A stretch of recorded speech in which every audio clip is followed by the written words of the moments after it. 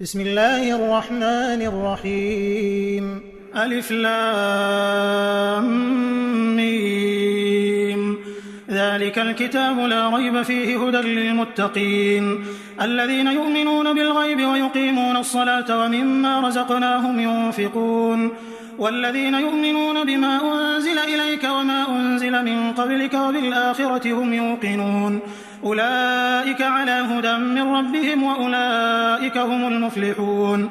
إن الذين كفروا سواء عليهم أأنذرتهم أم لم تنذرهم لا يؤمنون ختم الله على قلوبهم وعلى سمعهم وعلى أبصارهم غشاوة ولهم عذاب عظيم. ومن الناس من يقول آمنا بالله وباليوم الآخر وما هم بمؤمنين يخادعون الله والذين آمنوا وما يخدعون إلا أنفسهم وما يشعرون في قلوبهم مرض فزادهم الله مرضا ولهم عذاب أليم بما كانوا يكذبون. وإذا قيل لهم لا تفسدوا في الأرض قالوا إنما نحن مصلحون ألا إنهم هم المفسدون ولكن لا يشعرون. وإذا قيل لهم آمنوا كما آمن الناس قالوا أنؤمن كما آمن السفهاء ألا إنهم هم السفهاء ولكن لا يعلمون. وإذا لقوا الذين آمنوا قالوا آمنا وإذا خلوا إلى شياطينهم قالوا إنا معكم إنما نحن مستهزئون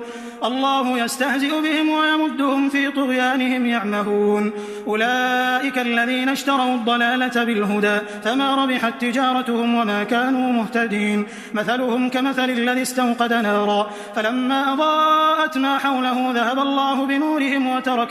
وتركهم في ظلمات لا يبصرون صم بكم عمي فهم لا يرجعون. أو كصيب من السماء فيه ظلمات ورعد وبرق يجعلون أصابعهم في آذانهم من الصواعق حذر الموت والله محيط بالكافرين يكاد البرق يخطف أبصارهم كلما أضاء لهم مشوا فيه وإذا أظلم عليهم قاموا ولو شاء الله لذهب بسمعهم وأبصارهم إن الله على كل شيء قدير. يا أيها الناس اعبدوا ربكم الذي خلقكم والذين من قبلكم لعلكم تتقون الذي جعل لكم الأرض فراشا والسماء بناء وأنزل من السماء ماء فأخرج به من الثمرات رزقا لكم فلا تجعلوا لله أندادا وأنتم تعلمون. وإن كنتم في ريب مما نزلنا على عبدنا فأتوا بسورة من مثله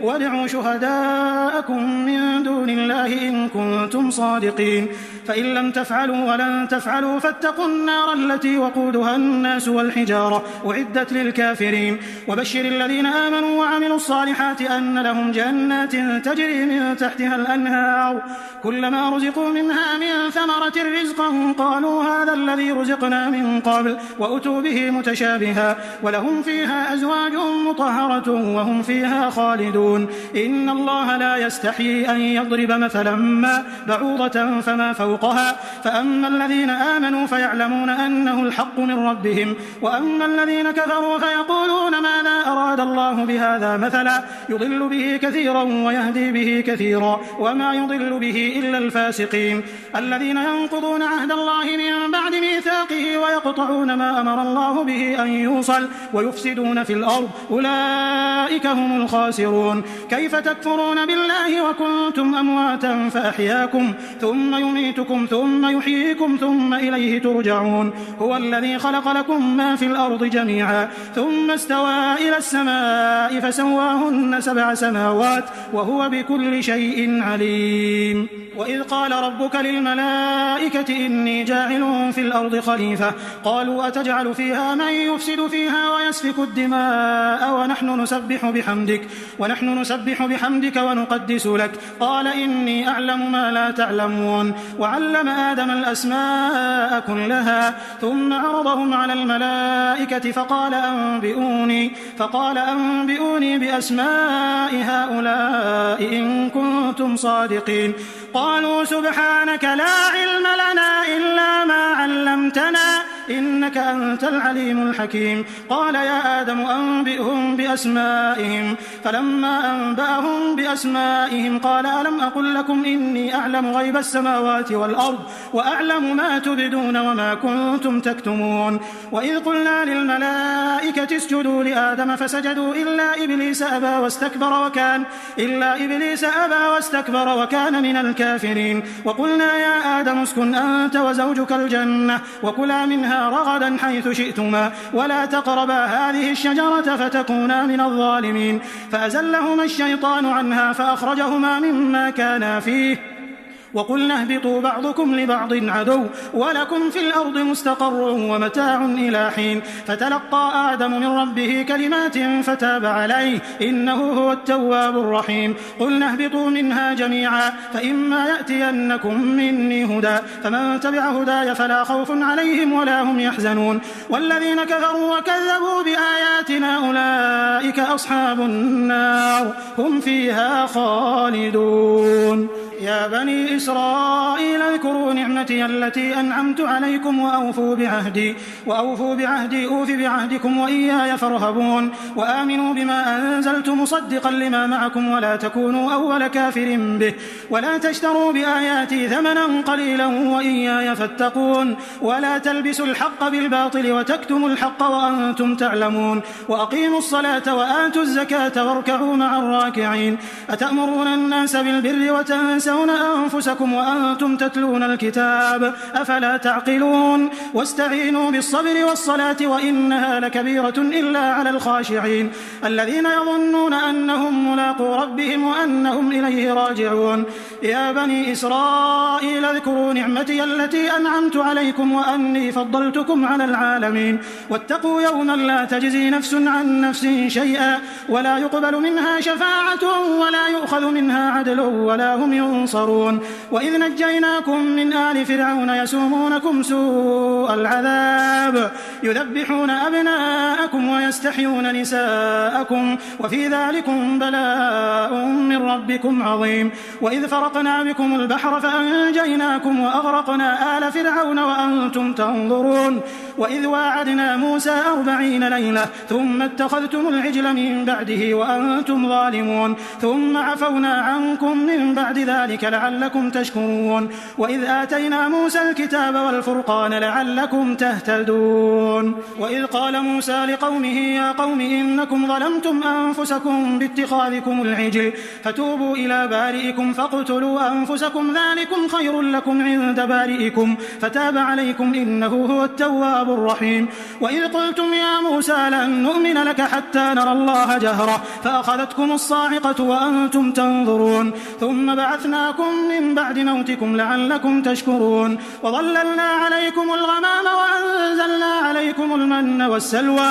كلوا من طيبات ما رزقناكم وما ظلمونا ولكن كانوا أنفسهم يظلمون. وإذ قلنا ادخلوا هذه القرية فكلوا منها حيث شئتم رغدا وادخلوا الباب سجدا وقولوا حطة نغفر لكم خطاياكم وسنزيد المحسنين. فبدل الذين ظلموا قولا غير الذي قيل لهم فأنزلنا على الذين ظلموا رجزا من السماء بما كانوا يفسقون. وإذ استسقى موسى لقومه فقل اضرب بعصاك الحجر فانفجرت منه 12 عينا قد علم كل أناس مشربهم كلوا واشربوا من رزق الله ولا تعثوا في الأرض مفسدين. وإذ قلتم يا موسى لن نصبر على طعام واحد فادع لنا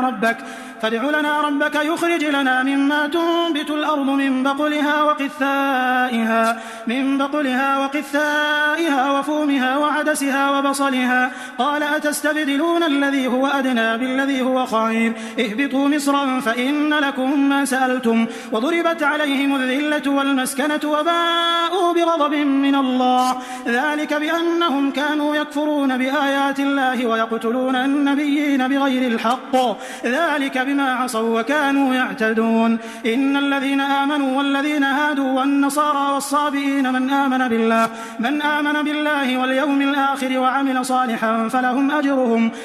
أجرهم عند ربهم ولا خوف عليهم ولا هم يحزنون. وإذ أخذنا ميثاقكم ورفعنا فوقكم الطور خذوا ما آتيناكم بقوة واذكروا ما فيه لعلكم تتقون ثم توليتم من بعد ذلك فلولا فضل الله عليكم ورحمته لكنتم من الخاسرين. ولقد علمتم الذين اعتدوا منكم في السبت فقلنا لهم كونوا قردة خاسئين فجعلناها نكالا لما بين يديها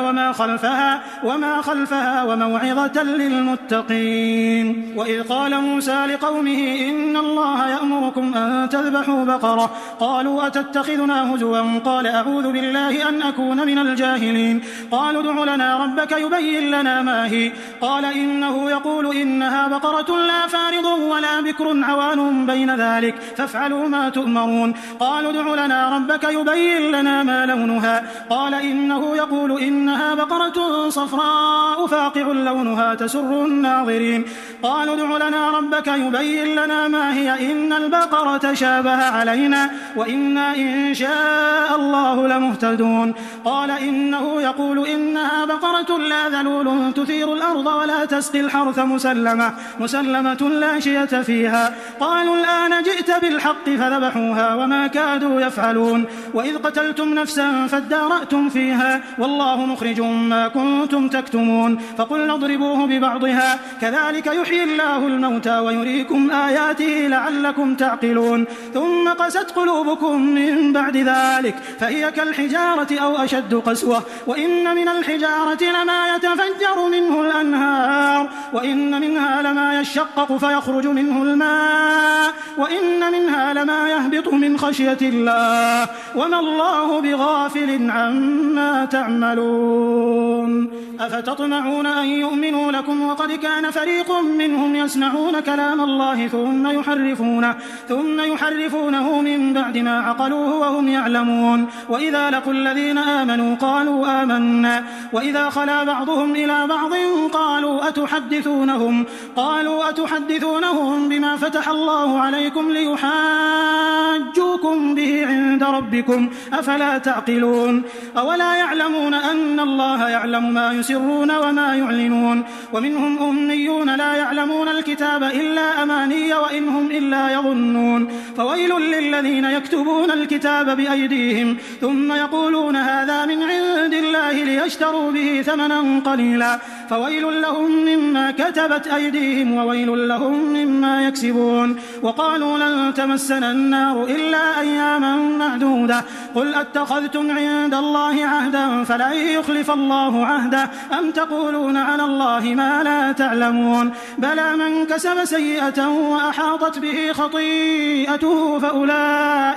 فأولئك أصحاب النار هم فيها خالدون. والذين آمنوا وعملوا الصالحات أولئك أصحاب الجنة هم فيها خالدون. وإذ أخذنا ميثاق بني إسرائيل لا تعبدون إلا الله وبالوالدين إحسانا وذي القربى واليتامى والمساكين وقولوا للناس حسنا وأقيموا الصلاة وآتوا الزكاة ثم توليتم إلا قليلا منكم وأنتم معرضون. وإذ أخذنا ميثاقكم لا تسفكون دماءكم ولا تخرجون أنفسكم من دياركم ثم أقررتم وأنتم تشهدون ثم أنتم هؤلاء تقتلون أنفسكم وتخرجون فريقا منكم من ديارهم تظاهرون عليهم بالإثم والعدوان وإن يأتوكم أسارى تفادوهم وهو محرم عليكم إخراجهم أفتؤمنون ببعض الكتاب وتكفرون ببعض فما جزاء من يفعل ذلك منكم إلا خزي في الحياة الدنيا ويوم القيامة يردون إلى أشد العذاب وما الله بغافل عما تعملون. أولئك الذين اشتروا الحياة الدنيا بالآخرة فلا يخفف عنهم العذاب ولا هم ينصرون. ولقد آتينا موسى الكتاب وقفينا من بعده بالرسل وآتينا عيسى ابن مريم البينات وأيدناه بروح القدس أفكلما جاءكم رسول بما لا تهوى أنفسكم استكبرتم ففريقا كذبتم وفريقا تقتلون وقالوا قلوبنا غلف بل لعنهم الله بكفرهم فقليلا ما يؤمنون. ولما جاءهم كتاب من عند الله مصدق لما معهم وكانوا من قبل يستفتحون على الذين كفروا فلما جاءهم ما عرفوا كفروا به فلعنة الله على الكافرين. بئس ما اشتروا به أنفسهم أن يكفروا بما أنزل الله بغيا أن ينزل الله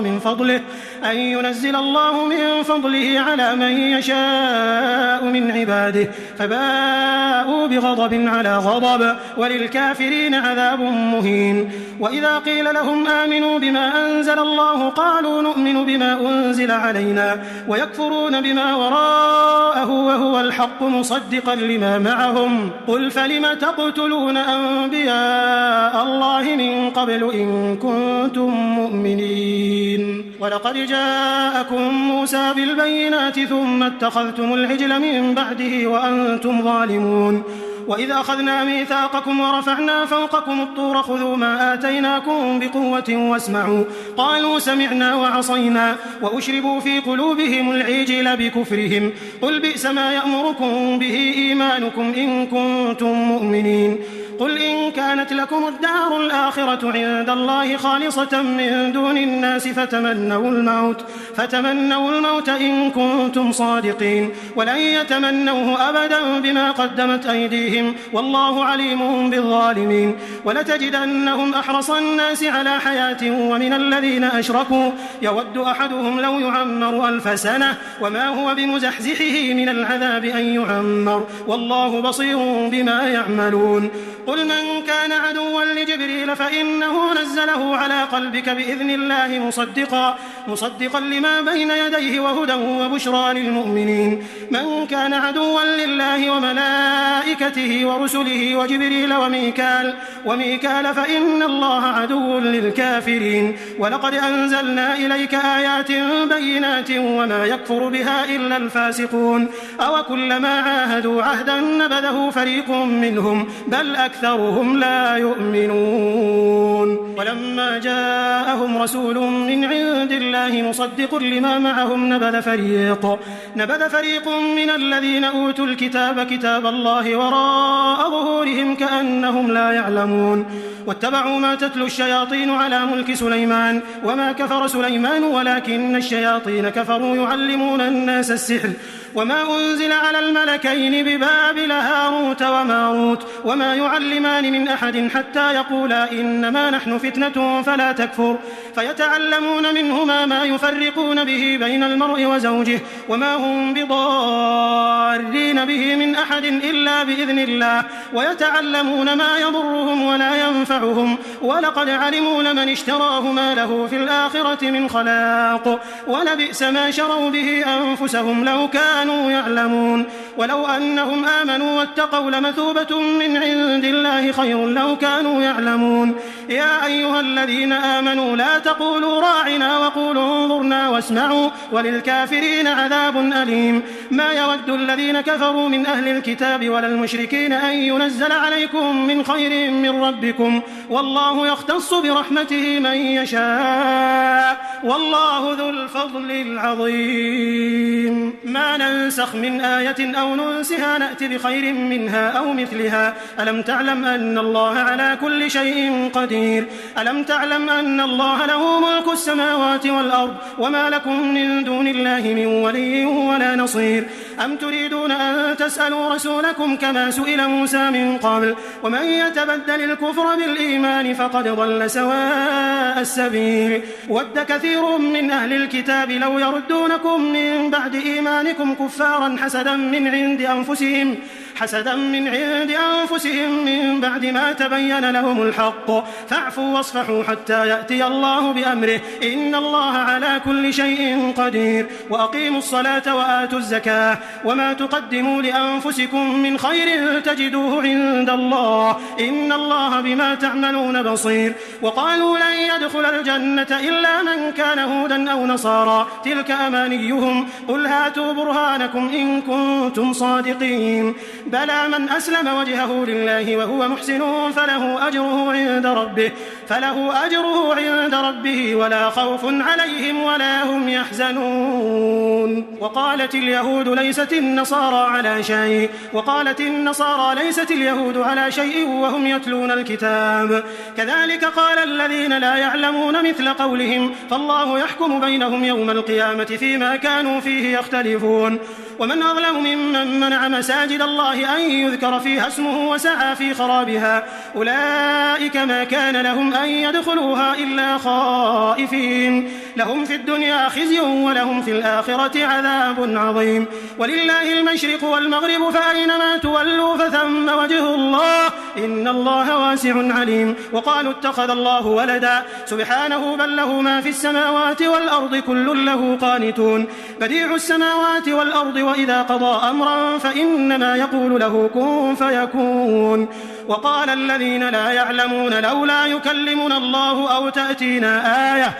كذلك قال الذين من قبلهم مثل قولهم تشابهت قلوبهم قد بينا الآيات لقوم يوقنون إنا أرسلناك بالحق بشيرا ونذيرا ولا تسأل عن أصحاب الجحيم ولن ترضى عنك اليهود ولا النصارى حتى تتبع ملتهم قل إن هدى الله هو الهدى ولئن اتبعت أهواءهم بعد الذي جاءك من العلم ما لك من الله من ولي ولا نصير الذين آتيناهم الكتاب يتلونه حق تلاوته أولئك يؤمنون به ومن يكفر به فأولئك هم الخاسرون يا بني إسرائيل اذكروا نعمتي التي أنعمت عليكم وأني فضلتكم على العالمين واتقوا يوما لا تجزي نفس عن نفس شيئا ولا يقبل منها عدل ولا تنفعها شفاعة ولا هم ينصرون وإذ ابتلى إبراهيم ربه بكلمات فأتمهم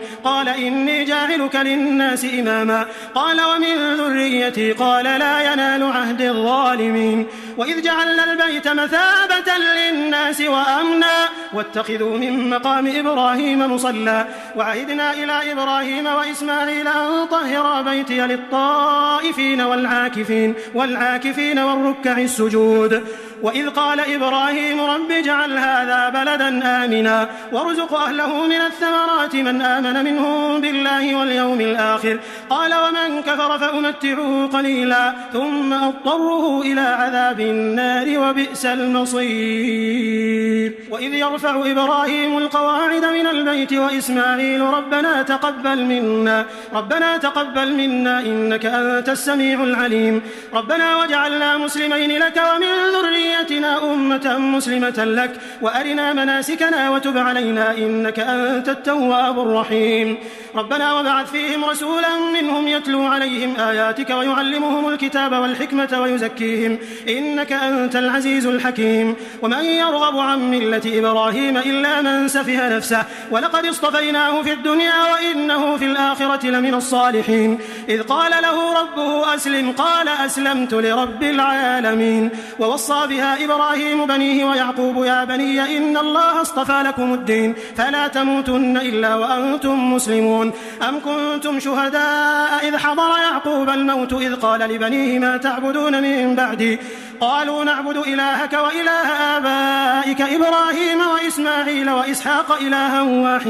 إلها واحدا ونحن له مسلمون تلك أمة قد خلت لها ما كسبت ولكم ما كسبتم ولا تسألون عما كانوا يعملون وقالوا كونوا هودا أو نصارى تهتدوا قل بل ملة إبراهيم حنيفا وما كان من المشركين قولوا آمنا بالله وما أنزل إلينا وما أنزل إلى إبراهيم وإسماعيل وإسحاق ويعقوب والأسباط وما أوتي موسى وعيسى وما أوتي النبيون من ربهم لا نفرق بين أحد منهم ونحن له مسلمون فإن آمنوا بمثل ما آمنتم به فقد اهتدوا وإن تولوا فإنما هم في شقاق فسيكفيكهم الله وهو السميع العليم صبغة الله ومن أحسن من الله صبغة ونحن له عابدون قل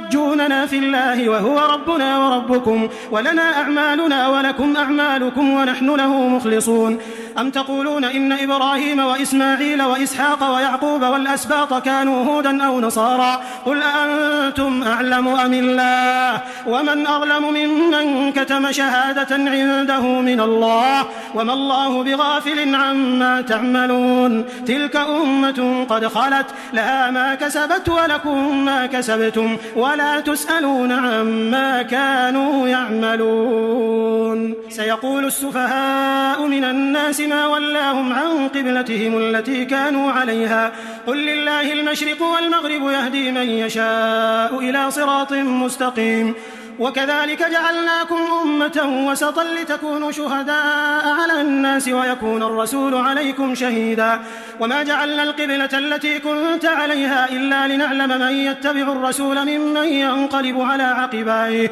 وإن كانت لكبيرة إلا على الذين هدى الله وما كان الله ليضيع إيمانكم إن الله بالناس لرؤوف رحيم قد نرى تقلب وجهك في السماء فلنولينك قبلة ترضاها فول وجهك شطر المسجد الحرام وحيث ما كنتم فولوا وجوهكم شطره وإن الذين أوتوا الكتاب ليعلمون أنه الحق من ربهم وما الله بغافل عما يعملون ولئن أتيت الذين أوتوا الكتاب بكل آية ما تبعوا قبلتك وما أنت بتابع قبلتهم وما بعضهم بتابع قبلة بعض ولئن اتبعت أهواءهم من بعد ما جاءك من العلم إنك إذا لمن الظالمين الذين آتيناهم الكتاب يعرفونه كما يعرفون أبناءهم وإن فريقا منهم ليكتمون الحق وهم يعلمون الحق من ربك فلا تكونن من الممترين ولكل وجهة هو موليها فاستبقوا الخيرات أينما تكونوا يأتي بكم الله جميعا إن الله على كل شيء قدير ومن حيث خرجت فول وجهك شطر المسجد الحرام وإنه للحق من ربك وما الله بغافل عما تعملون ومن حيث خرجت فول وجهك شطر المسجد الحرام وحيث ما كنتم فولوا وجوهكم شطره لئلا يكون للناس عليكم حجة إلا الذين ظلموا منهم فلا تخشوهم واخشوني ولأتم نعمتي عليكم ولعلكم تهتدون كما أرسلنا فيكم رسولا منكم يتلو عليكم آياتنا ويزكيكم ويعلمكم الكتاب والحكمة ويعلمكم ما لم تكونوا تعلمون فاذكروني أذكركم واشكروا لي ولا تكفرون يا أيها الذين آمنوا استعينوا بالصبر والصلاة إن الله مع الصابرين ولا تقولوا لمن يقتل في سبيل الله أموات بل أحياء ولكن لا تشعرون ولنبلونكم بشيء من الخوف والجوع ونقص من الأموال والأنفس والثمرات وبشر الصابرين الذين إذا أصابتهم مصيبة قالوا إنا لله وإنا إليه راجعون أولئك عليهم صلوات من ربهم ورحمة وأولئك هم المهتدون إن الصفا والمروة من شعائر الله فمن حج البيت أو اعتمر فلا جناح عليه أن يطوف بهما ومن تطوع خيرا فإن الله شاكر عليم إن الذين يكتمون ما أنزلنا من البينات والهدى من بعد ما بيناه للناس في الكتاب أولئك يلعنهم الله ويلعنهم اللاعنون إلا الذين تابوا وأصلحوا وبينوا فأولئك أتوب عليهم وأنا التواب الرحيم إن الذين كفروا وماتوا وهم كفار أولئك عليهم لعنة الله والملائكة والناس أجمعين خالدين فيها لا يخفف عنهم العذاب ولا هم ينظرون وإلهكم إله واحد لا إله إلا هو الرحمن الرحيم إن في خلق السماوات والأرض واختلاف الليل والنهار والفلك التي تجري في البحر بما ينفع الناس وما أنزل الله من السماء من ماء فأحيا به الأرض بعد موتها وبث فيها من كل دابة وتصريف الرياح والسحاب المسخر بين السماء والأرض لآيات لقوم يعقلون ومن الناس من يتخذ من دون الله أندادا يحبونهم كحب الله والذين آمنوا أشد حبا لله ولو يرى الذين ظلموا إذ يرون العذاب أن القوة لله جميعا وأن الله شديد العذاب إذ تبرأ الذين اتبعوا من الذين اتبعوا ورأوا العذاب وتقطعت بهم الأسباب وقال الذين اتبعوا لو أن لنا كرة فنتبرأ منهم كما تبرأوا منا كذلك يريهم الله أعمالهم حسرات عليهم وما هم بخارجين من النار يا أيها الناس كلوا مما في الأرض حلالا طيبا ولا تتبعوا خطوات الشيطان إنه لكم عدو مبين إنما يأمركم بالسوء والفحشاء وأن تقولوا على الله ما لا تعلمون وإذا قيل لهم اتبعوا ما أنزل الله قالوا بل نتبع ما ألفينا عليه آباءنا أولو كان آباؤهم لا يعقلون شيئا ولا يهتدون ومثل الذين كفروا كمثل الذي ينعق بما لا يسمع إلا دعاء ونداء صم بكم عمي فهم لا يعقلون يا أيها الذين آمنوا كلوا من طيبات ما رزقناكم واشكروا لله إن كنتم إياه تعبدون إنما حرم عليكم الميتة والدم ولحم الخنزير وما أهل به لغير الله فمن اضطر غير باغ ولا عاد فلا إثم عليه إن الله غفور رحيم إن الذين يكتمون ما أنزل الله من الكتاب ويشترون به ثمنا قليلا أولئك ما يأكلون في بطونهم إلا النار ولا يكلمهم الله يوم القيامة ولا يزكيهم ولهم عذاب أليم أولئك الذين اشتروا الضلالة بالهدى والعذاب بالمغفرة فما أصبرهم على النار ذلك بأن الله نزل الكتاب بالحق وإن الذين اختلفوا في الكتاب لفي شقاق بعيد ليس البر أن تولوا وجوهكم قبل المشرق والمغرب ولكن البر من آمن بالله واليوم الآخر والملائكة والكتاب والنبيين وآتى المال على حبه ذوي القربى واليتامى والمساكين وابن السبيل والسائلين وفي الرقاب وأقام الصلاة وآتى الزكاة والموفون بعهدهم إذا عاهدوا والصابرين في البأساء والضراء وحين البأس أولئك الذين صدقوا وأولئك هم المتقون يا أيها الذين آمنوا كتب عليكم القصاص في القتلى الحر بالحر والعبد بالعبد والأنثى بالأنثى فمن عفي له من أخيه شيء فاتباع بالمعروف وأداء إليه بإحسان ذلك تخفيف من ربكم ورحمة فمن اعتدى بعد ذلك فله عذاب أليم ولكم في القصاص حياة يا أولي الألباب لعلكم تتقون كتب عليكم إذا حضر أحدكم الموت إن ترك خيرا الوصية للوالدين والأقربين بالمعروف حقا على المتقين فمن بدله بعدما سمعه فإنما إثمه على الذين يبدلونه إن الله سميع عليم فمن خاف من موص جنفا أو إثما فأصلح بينهم فلا إثم عليه إن الله غفور رحيم يا أيها الذين آمنوا كتب عليكم الصيام كما كتب على الذين من قبلكم لعلكم تتقون أياما معدودات فمن كان منكم مريضا أو على سفر فعدة من أيام أخر وعلى الذين يطيقونه فدية طعام مسكين فمن تطوع خيرا فهو خير له وأن تصوموا خير لكم إن كنتم تعلمون شهر رمضان الذي أنزل فيه القرآن هدى للناس وبينات من الهدى والفرقان، فمن شهد منكم الشهر فليصم، ومن كان مريضا أو على سفر فعدة من أيام أخر، يريد الله بكم اليسر ولا يريد بكم العسر، ولتكملوا العدة ولتكبروا الله على ما هداكم ولعلكم تشكرون. وإذا سألك عبادي عني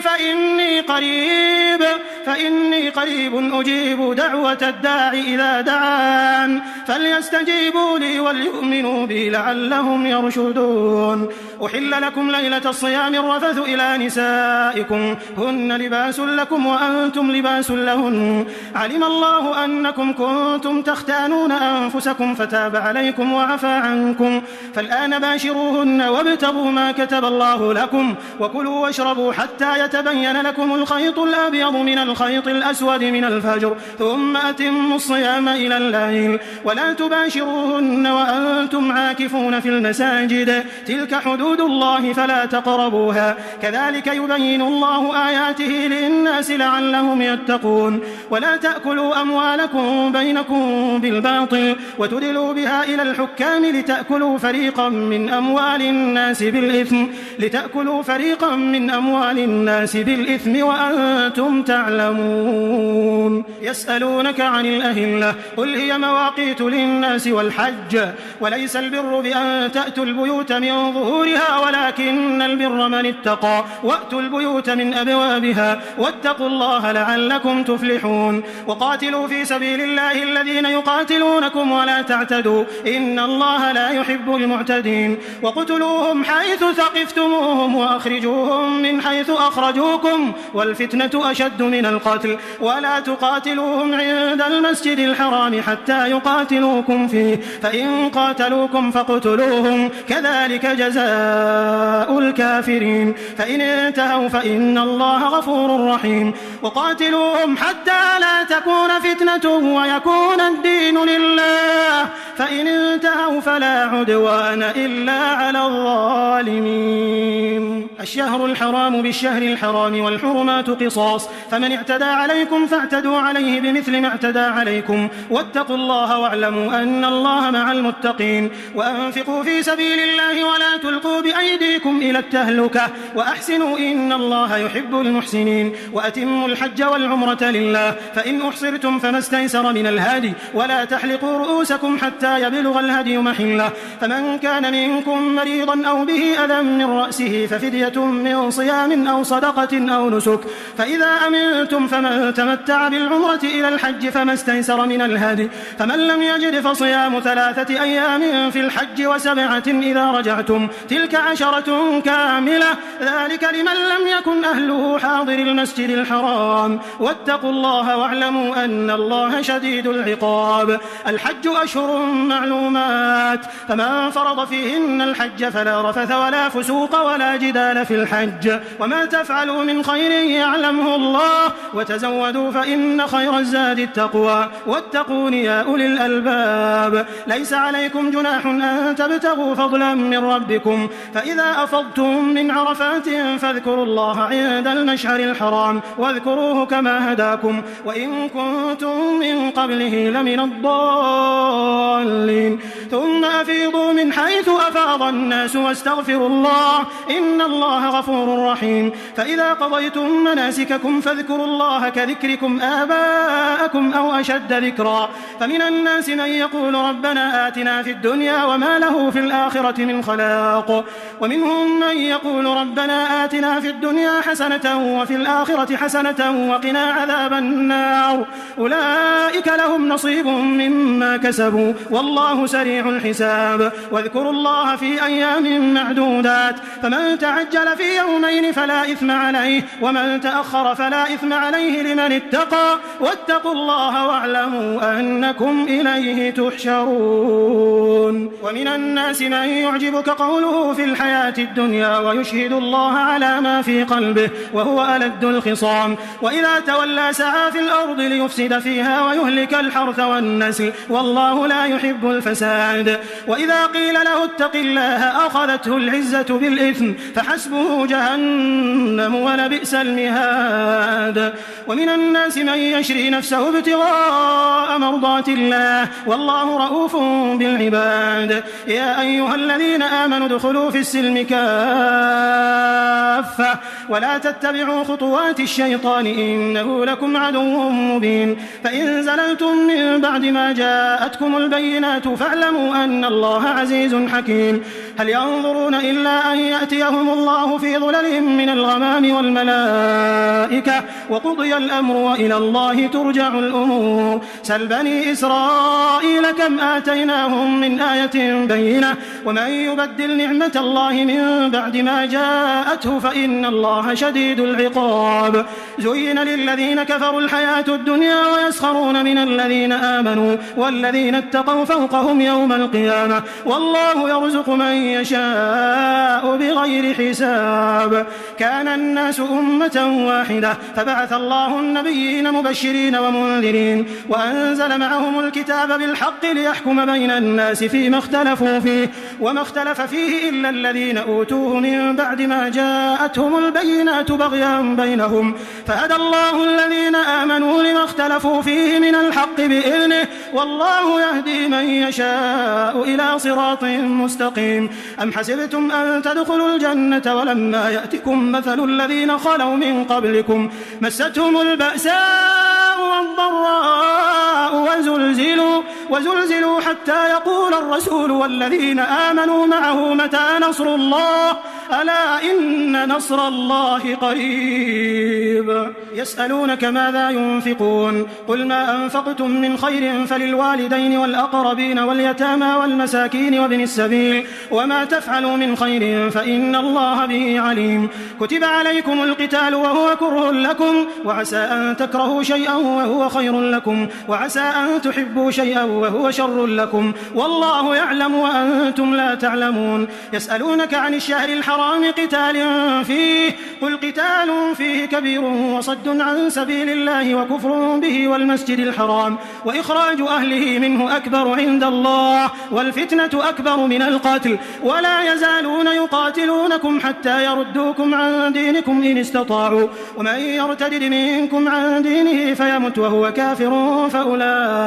فأولئك حبطت أعمالهم في الدنيا والآخرة وأولئك أصحاب النار هم فيها خالدون. إن الذين آمنوا والذين هاجروا وجاهدوا في سبيل الله أولئك يرجون رحمة الله والله غفور رحيم. يسألونك عن الخمر والميسر قل فيهما إثم كبير ومنافع للناس وإثمهما أكبر من نفعهما ويسألونك ماذا ينفقون قل العفو كذلك يبين الله لكم الآيات لعلكم تتفكرون في الدنيا والآخرة. ويسألونك عن اليتامى قل إصلاح لهم خير وإن تخالطوهم فإخوانكم والله يعلم المفسد من المصلح ولو شاء الله لأعنتكم إن الله عزيز حكيم. ولا تنكحوا المشركات حتى يؤمنوا ولأمة مؤمنة خير من مشركة ولو أعجبتكم ولا تنكحوا المشركين حتى يؤمنوا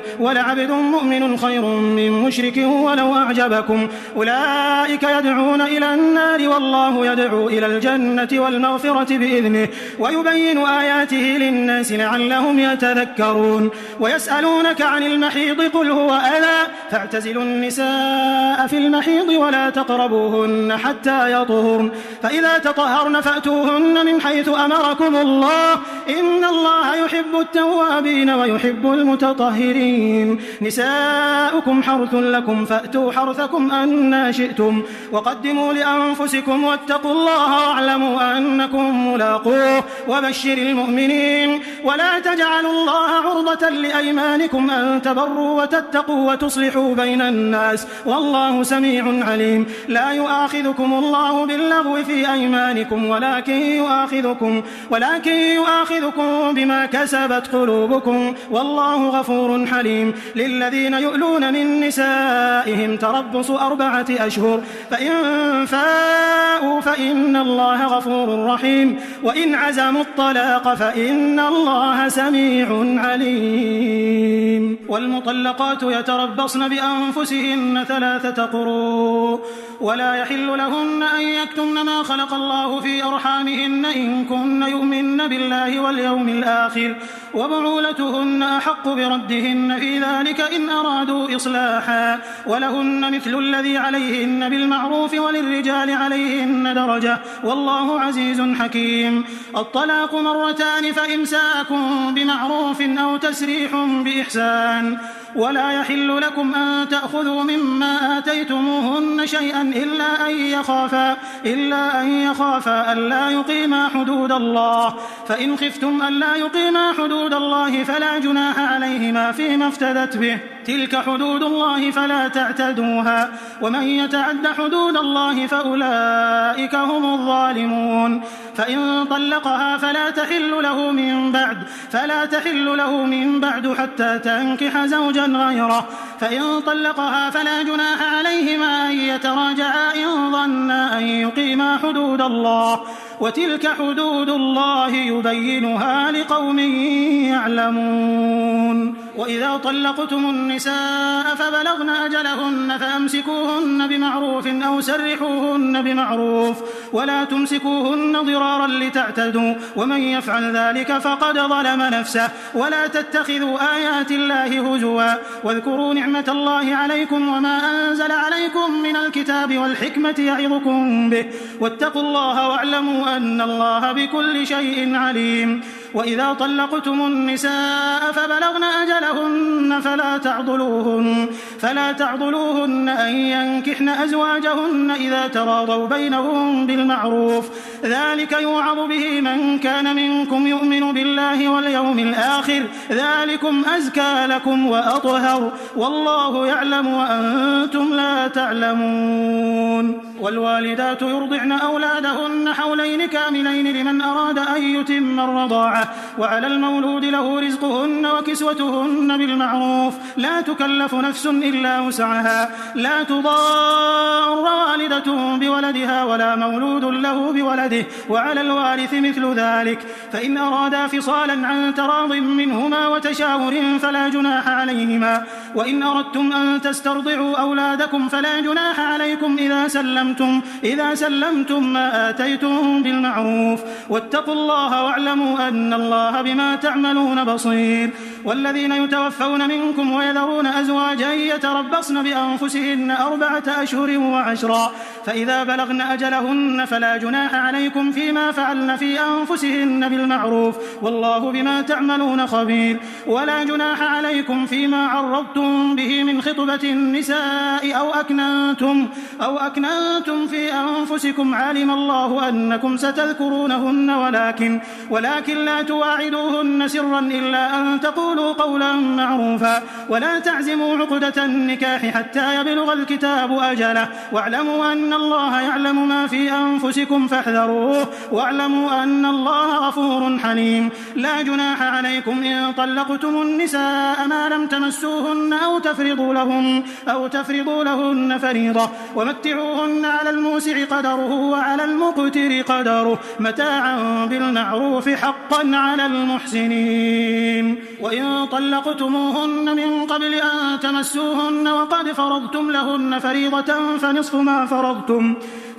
فرضتم إلا أن يعفون أو يعفو الذي بيده عقدة النكاح وأن تعفوا أقرب للتقوى ولا تنسوا الفضل بينكم إن الله بما تعملون بصير. حافظوا على الصلوات والصلاة الوسطى وقوموا لله قانتين فإن خفتم فرجالا أو ركبانا فإذا أمنتم فاذكروا الله كما علمكم ما لم تكونوا تعلمون. والذين يتوفون منكم ويذرون أزواجا وصية لأزواجهم متاعا إلى الحول غير إخراج فإن خرجن فلا جناح عليكم فيما فعلن في أنفسهن من معروف والله عزيز حكيم. وللمطلقات متاع بالمعروف حقا على المتقين كذلك يبين الله لكم آياته لعلكم تعقلون. ألم تر إلى الذين خرجوا من ديارهم وهم ألوف حذر الموت فقال لهم الله موتوا ثم أحياهم إن الله لذو فضل على الناس ولكن أكثر الناس لا يشكرون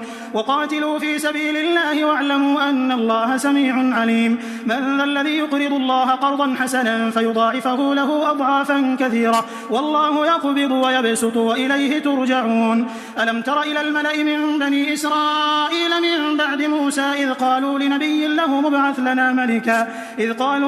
له مبعث لنا ملكا نقاتل في سبيل الله قال هل عسيتم إن كتب عليكم القتال ألا تقاتلوا قالوا وما لنا ألا نقاتل في سبيل الله وقد أخرجنا من ديارنا وأبنائنا فلما كتب عليهم القتال تولوا إلا قليلا منهم والله عليم بالظالمين وقال لهم نبيهم إن الله قد بعث لكم طالوت ملكا قالوا أنى يكون له الملك علينا ونحن أحق بالملك منه ولم يؤت سعة من المال قال إن الله اصطفاه عليكم وزاده بسطة في العلم والجسم والله يؤتي ملكه من يشاء والله واسع عليم وقال لهم نبيهم إن آية ملكه أن يأتيكم التابوت فيه سكينة من ربكم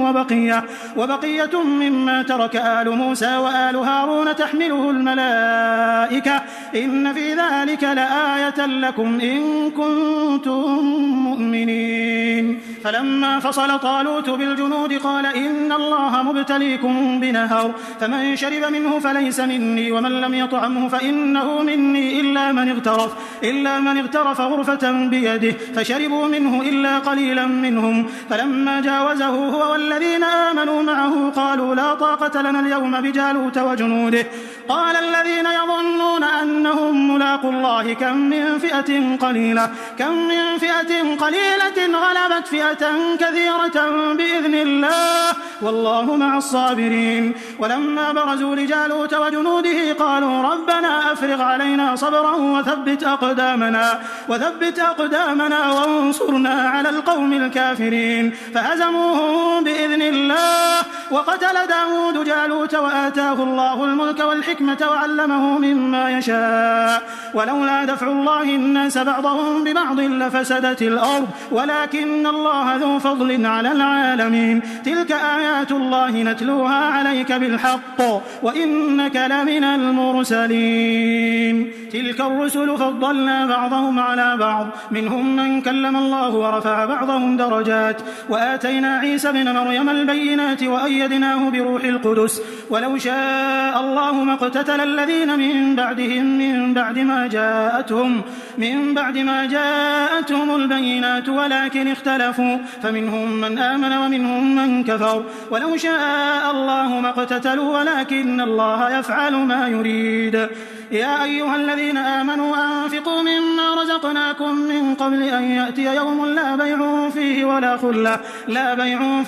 خلة ولا شفاعة والكافرون هم الظالمون الله لا إله إلا هو الحي القيوم لا تأخذه سنة ولا نوم له ما في السماوات وما في الأرض من ذا الذي يشفع عنده إلا بإذنه يعلم ما بين أيديهم وما خلفهم ولا يحيطون بشيء من علمه إلا بما شاء وسع كرسيه السماوات والأرض ولا يؤوده حفظهما وهو العلي العظيم لا إكراه في الدين قد تبين الرشد من الغي فمن يكفر بالطاغوت ويؤمن بالله فقد استمسك بالعروة الوثقى لا انفصام لها والله سميع عليم الله ولي الذين آمنوا يخرجهم من الظلمات إلى النور والذين كفروا أولياؤهم الطاغوت يخرجونهم من النور إلى الظلمات أولئك أصحاب النار هم فيها خالدون ألم تر إلى الذي حاج إبراهيم في ربه أن آتاه الله الملك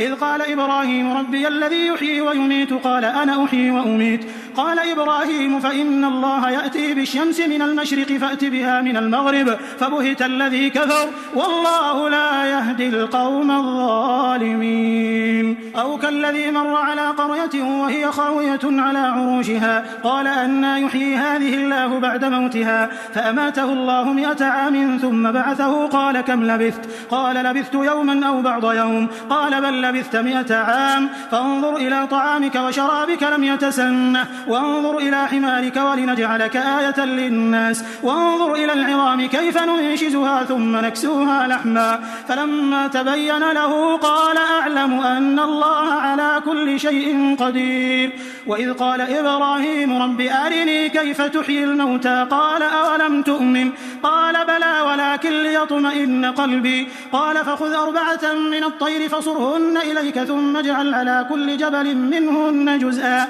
ثم ادعهن يأتينك سعيا واعلم أن الله عزيز حكيم. مثل الذين ينفقون أموالهم في سبيل الله كمثل حبة أنبتت 7 سنابل في كل سنبلة 100 حبة والله يضاعف لمن يشاء والله واسع عليم. الذين ينفقون أموالهم في سبيل الله ثم لا يتبعون ما أنفقوا منا ولا أذى لهم أجرهم عند ربهم ولا خوف عليهم ولا هم يحزنون. قول معروف ومغفرة خير من صدقة يتبعها أذى والله غني حليم. يا أيها الذين آمنوا لا تبطلوا صدقاتكم بالمن والأذى كالذي ينفق ماله رئاء الناس ولا يؤمن بالله واليوم الآخر فمثله كمثل صفوان عليه تراب فأصابه وابل فتركه صلدا لا يقدرون على شيء مما كسبوا والله لا يهدي القوم الكافرين. ومثل الذين ينفقون أموالهم ابتغاء مرضات الله وتثبيتا من أنفسهم كمثل جنة بربوة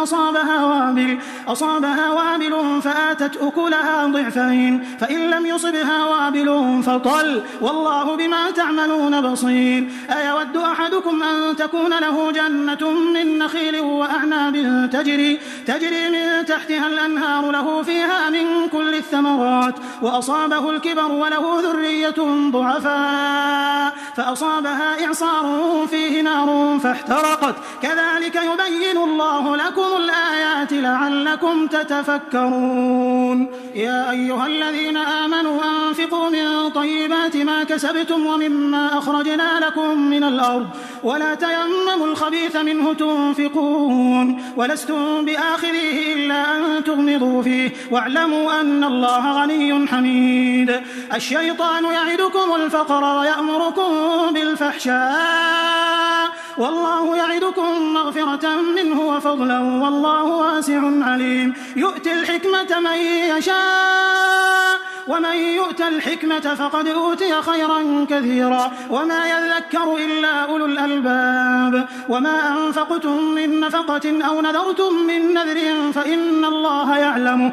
وما للظالمين من أنصار. إن تبدوا الصدقات فنعما هي وإن تخفوها وتؤتوها الفقراء فهو خير لكم ويكفر عنكم من سيئاتكم والله بما تعملون خبير. ليس عليك هداهم ولكن الله يهدي من يشاء وما تنفقوا من خير فلأنفسكم وما تنفقون إلا ابتغاء وجه الله وما تنفقوا من خير يوفى إليكم وأنتم لا تظلمون. للفقراء الذين أحصروا في سبيل الله لا يستطيعون ضربا في الأرض يحسبهم الجاهل أغنياء من التعفف تعرفهم بسيماهم لا يسألون الناس إلحافا وما تنفقوا من خير فإن الله به عليم. الذين ينفقون أموالهم بالليل والنهار سرا وعلانية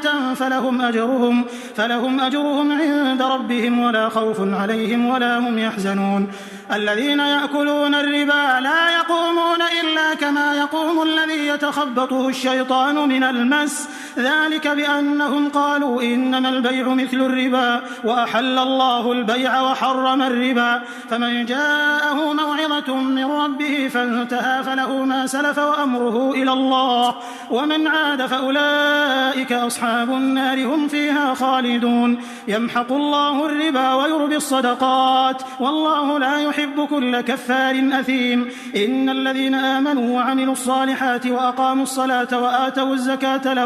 لهم أجرهم عند ربهم ولا خوف عليهم ولا هم يحزنون. يا أيها الذين آمنوا اتقوا الله وذروا ما بقي من الربا إن كنتم مؤمنين فإن لم تفعلوا فأذنوا بحرب من الله ورسوله وإن تبتم فلكم رؤوس أموالكم لا تظلمون ولا تظلمون وإن كان ذو عسرة فنظرة إلى ميسرة وأن تصدقوا خير لكم إن كنتم تعلمون واتقوا يوما ترجعون فيه إلى الله ثم توفى كل نفس ما كسبت وهم لا يظلمون يا أيها الذين آمنوا إذا تداينتم بدين إلى أجل مسمى فاكتبوه وليكتب بينكم كاتب بالعدل ولا يأب كاتب أن يكتب كما علمه الله فليكتب وليملل الذي عليه الحق وليتق الله ربه ولا يبخس منه شيئا فإن كان الذي عليه الحق سفيها أو ضعيفا أو لا يستطيع أن يمل هو فليملل وليه بالعدل واستشهدوا شهيدين من رجالكم فإن لم يكونا رجلين فرجل وامرأتان ممن ترضون من الشهداء أن تضل إحداهما فتذكر إحداهما الأخرى ولا يأبى الشهداء إذا ما دعوا ولا تسأموا أن تكتبوه صغيرا أو كبيرا إلى أجله ذلكم أقسط عند الله وأقوم للشهادة وأدنى ألا ترتابوا إلا أن تكون تجارة حاضرة تديرونها بينكم فليس عليكم جناح ألا تكتبوها وأشهدوا إذا تبايعتم ولا يضار كاتب ولا شهيد وإن تفعلوا فإنه فسوق بكم واتقوا الله ويعلمكم الله والله بكل شيء عليم وإن كنتم على سفر ولم تجدوا كاتبا فرهان مقبوضة فإن أمن بعضكم بعضا فليؤدي الذي اؤتمن أمانته وليتق الله ربه ولا تكتموا الشهادة ومن يكتمها فإنه آثم قلبه والله بما تعملون عليم لله ما في السماوات وما في الأرض وإن تبدوا ما في أنفسكم أو تخفوه يحاسبكم به الله فيغفر لمن يشاء ويعذب من يشاء والله على كل شيء قدير آمن الرسول بما أنزل إليه من ربه والمؤمنون كل آمن بالله وملائكته وكتبه ورسله لا نفرق بين أحد من رسله وقالوا سمعنا وأطعنا غفرانك ربنا وإليك المصير لا يكلف الله نفسا إلا وسعها لها ما كسبت وعليها ما اكتسبت ربنا لا تؤاخذنا إن نسينا أو أخطأنا ربنا ولا تحمل علينا إصرا كما حملته على الذين من قبلنا ربنا ولا تحملنا ما لا طاقة لنا به واعف عنا واغفر لنا وارحمنا أنت مولانا فانصرنا على القوم الكافرين